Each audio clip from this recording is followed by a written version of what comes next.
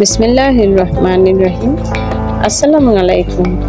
Welcome back to my recipes by family's kitchen. সবাই কেমন আছেন?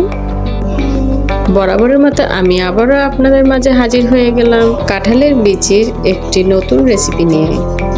কাঁঠালের এই ভরপুর সিজনে আমরা কাঁঠালের বিচি বিভিন্ন রকম করে খেয়ে থাকি।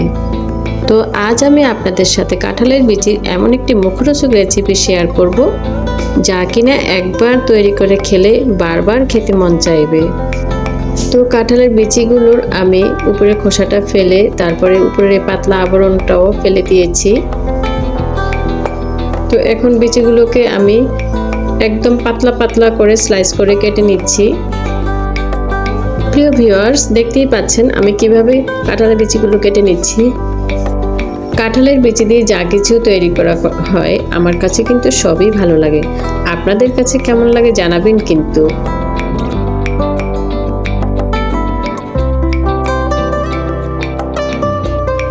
এইখানে আমি কিছুটা শাক নিয়েছি, আর এই শাকগুলো হচ্ছে কলমি শাক। একদমই সস্তা দাম। এত কম দামের এই শাকগুলো খেতে কিন্তু অনেক টেস্টি হয়। আর এই রেসিপিটা তৈরি করতে শুধু কলমি শাক নয়,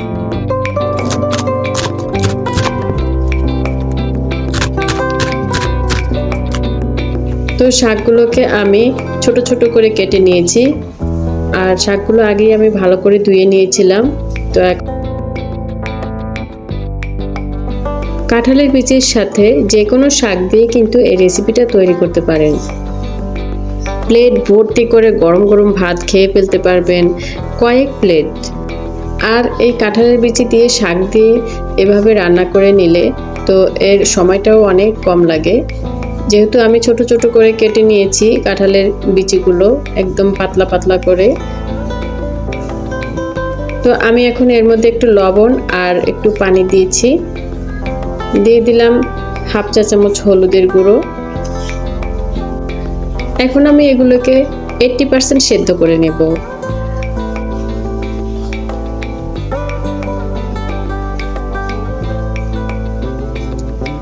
এরপর আমি এখানে দিয়ে দিচ্ছি পেঁয়াজ কুচি। আমি বড় সাইজের একটা পেঁয়াজ কুচি দিয়ে দিলাম এখানে, আর দিয়ে দিলাম 2-3 কোষ রসুন কুচি।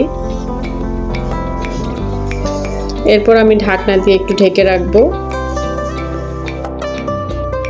রেসিপি ভালো লাগলে প্লিজ একটা লাইক দিয়ে দিবেন, আর ভিডিওটি কেমন হয়েছে কমেন্টে জানিয়ে যাবেন কিন্তু। ফ্রেন্ডস এবং ফ্যামিলির সাথে শেয়ার করবেন আমার এই ভিডিওটি যদি আপনাদের এতটুকু ভালো লাগে। তো আমি এখানে 4টা কাঁচামরিচ দিয়ে দিয়েছি। আপনারা আপনাদের পছন্দ অনুযায়ী ঝালের পরিমাণটা বাড়িয়ে বা কমিয়ে দিতে পারেন।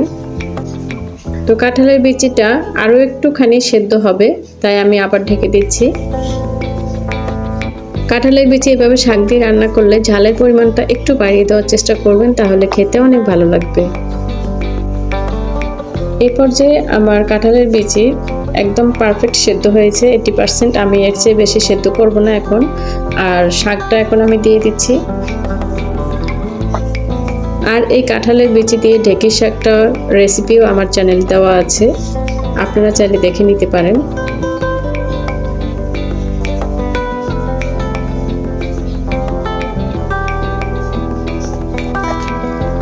তো আমি এখন নেড়েচেড়ে একটু ঢেকে রাখবো 3 থেকে 4 মিনিটের জন্য। এরপর আমি ঢাকনাটা উঠিয়ে ফেলবো। এরপর কিন্তু আমি এখন আর ঢাকনা দেব না। এরপর যদি আমি আবার ঢাকনা দিতে যাই তাহলে আমার শাকের কালারটা একদমই নষ্ট হয়ে যাবে। তাই শাক রান্নার ক্ষেত্রে সবসময় 3 থেকে 4 মিনিট ঢেকে রাখার পর আর কিন্তু ঢাকনা দেওয়া যাবে না। ঢাকনা দিলে শাকের কালারটা সুন্দর দেখায় না, তখন খেতেও ভালো লাগে না। তো এখন আমার শাকটাও সেদ্ধ হয়ে গেছে, আমি একটি বাটিতে উঠিয়ে নিচ্ছি। এরপর আমি 2 টেবিল চামচ সাদা তেল দিয়ে দিয়েছি, 3-4টা রসুন, আর দিয়ে দিলাম পেঁয়াজ কুচি। এখানে আমি মাঝারি সাইজের একটা পেঁয়াজ কুচি দিয়ে দিয়েছি। ব্রাউন কালার করে ভেজে নেওয়ার পর এর মধ্যে আমি শাকটা ঢেলে দিয়েছি।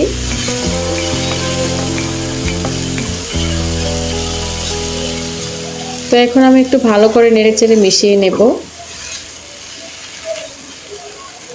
যারা আমার চ্যানেলটিকে সাবস্ক্রাইব করে পাশে আছেন তাদেরকে জানাই অসংখ্য ধন্যবাদ। আর যারা এখনও চ্যানেলটিকে সাবস্ক্রাইব করে নেয় প্লিজ চ্যানেলটিকে সাবস্ক্রাইব করে আমার পাশে থাকবেন। ভিডিওটি কে কোথা থেকে দেখছেন অবশ্যই কিন্তু কমেন্টে জানাবেন। কাঁঠালের বিচির আর এই শাকের রেসিপিটা একবার হলেও ট্রাই করবেন, আশা করি ইনশাল্লাহ অনেক বেশি ভালো লাগবে। আজকের মতো এখানেই বিদায় নিচ্ছি। সবাই অনেক বেশি ভালো থাকবেন, সুস্থ থাকবেন। আমারও আমার পরিবারের জন্য দোয়া করবেন। আল্লাহ হাফেজ। আসসালামু আলাইকুম।